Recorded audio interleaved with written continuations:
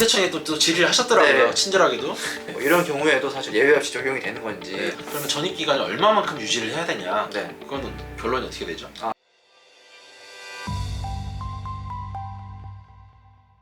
안녕하세요. 세금폭탄 처리반 장민희 세무사입니다. 네, 안녕하세요. 이영훈 세무사입니다. 오늘도 네. 주택 관련된 얘기 좀 해볼 건데요.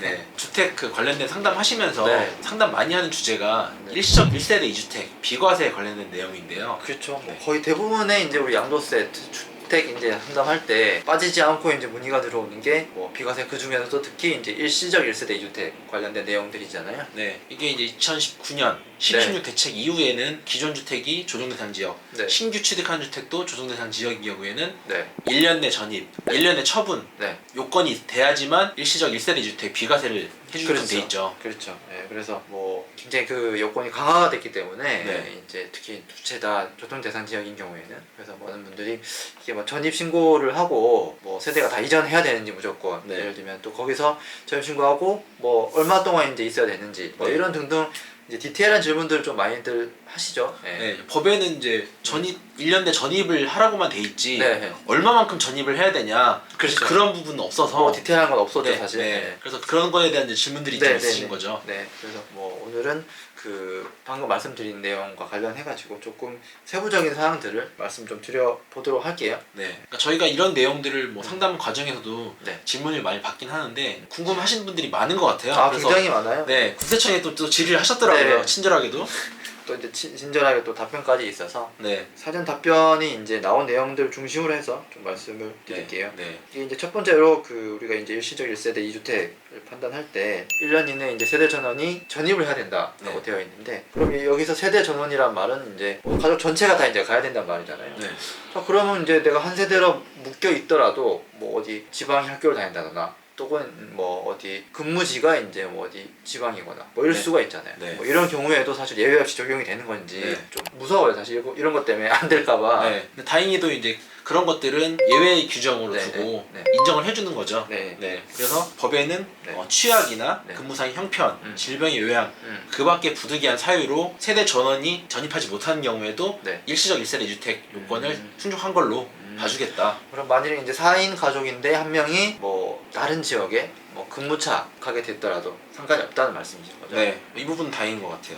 그렇죠. 이건 뭐 사실은 실질이 그럴 수밖에 없으니까 뭐 회사를 그만두고 갈 수도 없고 그렇기 때문에 물론 이제 이걸 악이용하면 안 되겠지만 이런 네. 요건들은 그리고 아까 네. 이제 저희가 초반에 말씀드린 건데 네. 그러면 전입을 했다. 네. 그러면 전입 기간을 얼마만큼 유지를 해야 되냐? 네. 그거는 결론이 어떻게 되죠? 아, 예. 그래서 이게 또 보니까 주민등록법상 네. 전입 신고를 할 때 그 요건이 있는 게 우리가 이제 주소지를 이전하잖아요. 할 때 30일 이상 거주할 목적이 있거나 그런 경우에는 이제 주민등록을 전입 신고를 다시 해라. 네. 그 해당 주소지에라고 이제 주민등록법에 되어 있어요. 네. 그래서 그걸 유추해 보면 30일 이상은 최소 이제 거주를 해야지만 전입 신고가 할 이유가 되는 거니까 네.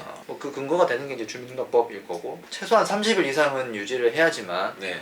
기본적인 요건을 충족하는 것으로 볼 수 있을 것 같아요. 네. 근데 이렇게 돼 있더라고요. 전입 신고 후 유지 기간이 네. 있는지는 전입 신고 당시 30일 이상 거주할 목적이 있었는지 여부들을 네. 보고 그 외에 다른 것들을 종합적으로 사실 판단할 사항입니다. 이렇게 답변을 줬더라고요. 또 애매한 답변이. 네. 그러니까 결론은 사실 판단인데 사실 판단이라는 거는 네. 공무원의 판단이 많이 들어가는 거잖아요. 그렇죠. 네. 네. 그래서 뭐 실제로 이게 30일 이상만 있었다고 해도 사실상은 이제 뭐 그게 아니다라고 판단되면은 당연히 이제 일시적 1세대 2주택 요건이 해당 안 될 수도 있는 거고. 네. 그렇지만 최소 30일 이상은 어쨌든 전입 신고를 유지해야지만 된다고 봐야겠죠. 네, 그러니까 서류상으로 네. 우리 주민등록 초목을 떼면 이제 주소 변동사항이 나오잖아요. 네. 그러니까 그 주소 변동사항으로 봤을 때는 네. 30일 이상은 네. 되어야지만 최소. 네, 그렇죠. 네. 그래야지만 일단 전입한 걸로 네. 봐줄 수 있다. 그런 거죠. 네. 물론 이제 30일 딱 30일 됐다고 해서 이제 오케이 되는 건 아니고요. 이제 기본이 이제 주민등록법을 따르고 있기 때문에 거기에 해당하는 기간들을 말씀드린 거고 네. 참고하시면 되실 것 같아요. 네. 그러니까 답변 자체가 좀 애매하긴 해요. 그렇죠. 네. 뭐 사실은 굉장히 애매한 부분이 있는데 네. 또 이런 분들은 궁금해 하시니까 네. 좀 말씀을 드렸고 네. 그리고 일시적 1세대 2주택 얘기를 하다 보니까 네. 또 질문 들어오는 것들 중에 네. 이런 질문 하시는 분들이 있어요.